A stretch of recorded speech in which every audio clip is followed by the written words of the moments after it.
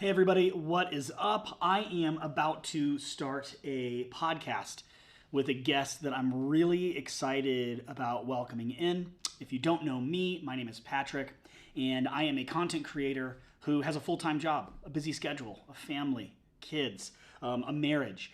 And on the days and times and hours that I am not doing all those other things, I'm creating content. And I live and create to help other people in similar situation like me to create as well.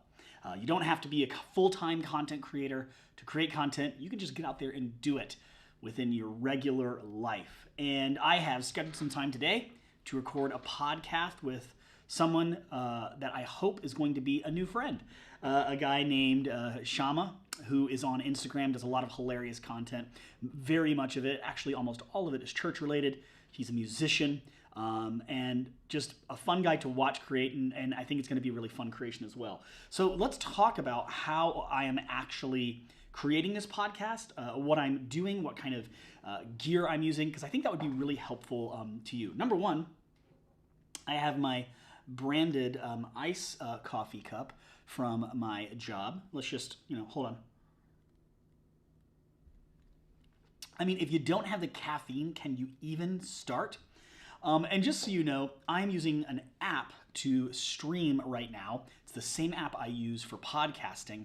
That's called Ecamm Live. The reason why I use Ecamm Live, it allows me to bring guests in and have that like split screen look. It allows me at the end of my podcast recording to have an isolated audio file that's just my audio, just the guest's audio, or however many guests I have on the podcast, and then an isolated video file of me, an isolated video file of my guest, and an isolated video file of the program. However I take those video and audio, however I configure it live, it also records that as well. So when I'm recording the podcast, I record split screen, me on the left or on the right, and the podcast guest on the other side, and then I cut in post using Final Cut Pro. I cut between that split screen view, just me, just the guest, and I mix all the audio down to sound really, really crispy. And that looks like this. Let me flip over to this camera here so you can see how all this is set up. So number one, I've got my M1 MacBook Pro here. And right in front of me, I have my Samsung Q9U.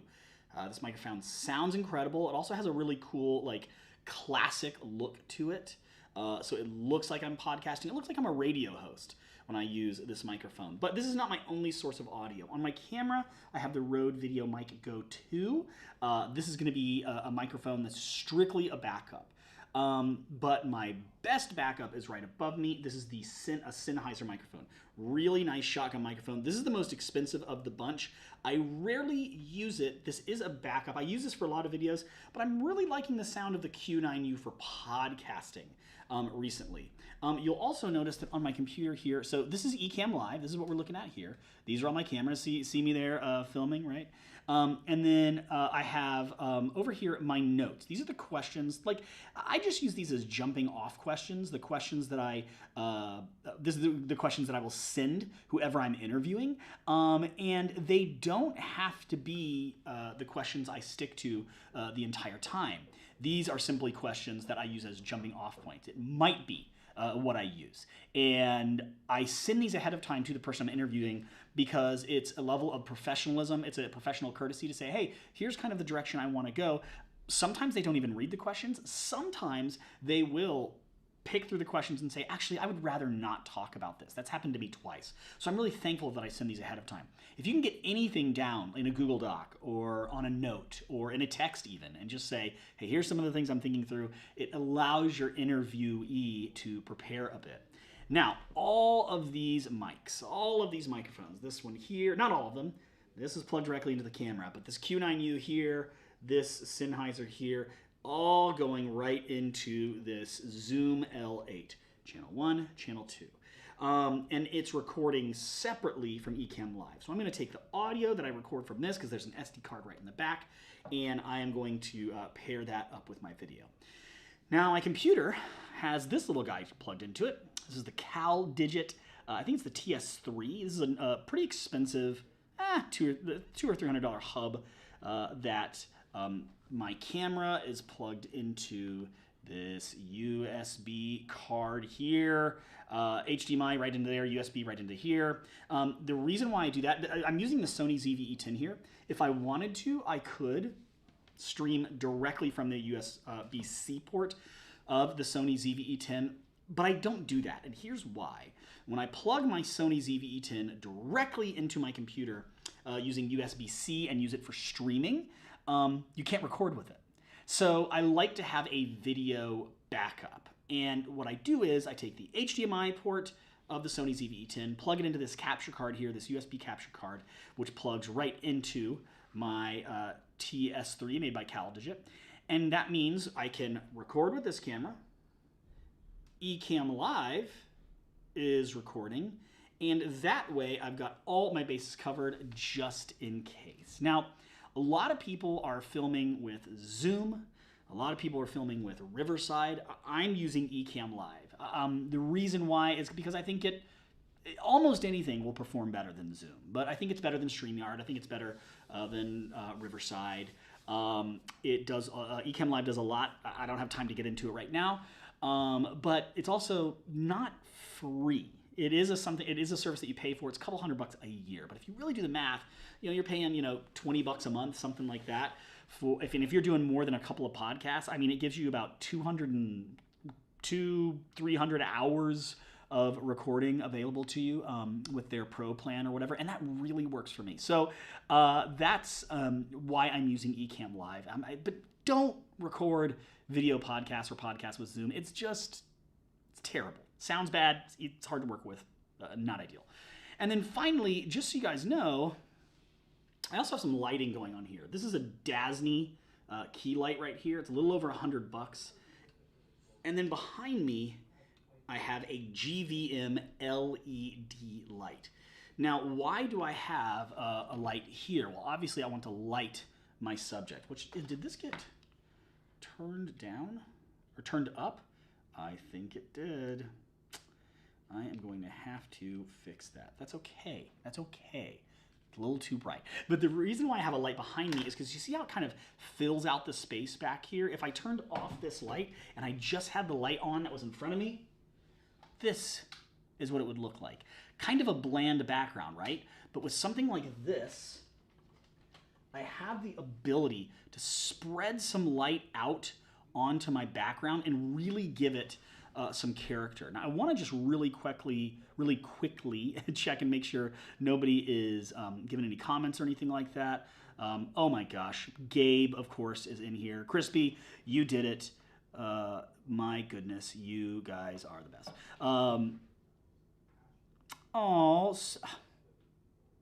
My brother just sent me a super chat. Thanks so much, man. You are the best. I'm getting on a plane very soon to go visit with, that was a very Southern saying, to go visit with my brother and my dad, helping my dad move. Ben, can't wait to see you. That was so kind of you. Love you, buddy. And then listen, my buddy Gabe, I would not be where I am when it comes to tech and recording and things like that without my buddy Gabe. He has been my tech guru for years and years and years. And here are his comments. Let's see what he has to say. Crispy, you did it. And then my brother, Woot. And then my brother obviously gave me that very, very kind gift. Thank you guys so much. I appreciate it. So here's my live streaming setup. There's more to it. There's some like adapters and things like that. But this is kind of the basics. Oh, one other thing I want to share with you that I absolutely love. This dumb little product right here. A lot of times in front of this camera, I'll actually put a teleprompter. It's a teleprompter that mounts right in front of the camera so that I'm looking straight into the camera through the teleprompter.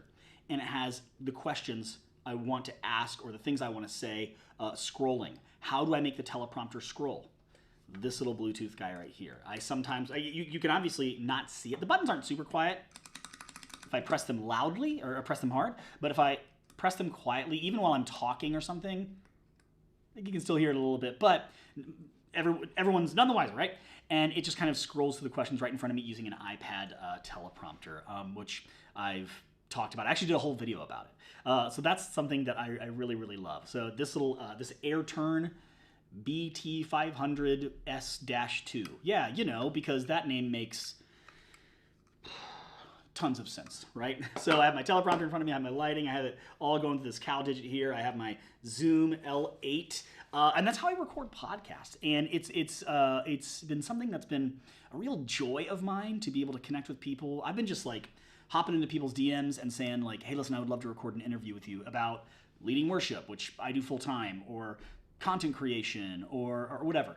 And I'm actually really excited. Coming up, I'm going to record a podcast with my son, Declan, because he's gone from like, he's gone to like 13,000 subscribers on YouTube because he posts tons of shorts, and they're really like trendy, like trending shorts. Very exciting stuff for him. I'm excited for him. It's been fun to watch his journey. So I'm excited to record a podcast about content creation with him. And he would be in the room with me, but when I'm recording remote and doing a video podcast like this is how I do it. So if you have any questions, leave them down in the comments, and everything, or actually a lot of the things I talked about are actually linked down in the comments. So thanks for joining me. I'm gonna go record this podcast in about 10 minutes, and I hope you watch it. Bye, have a good one.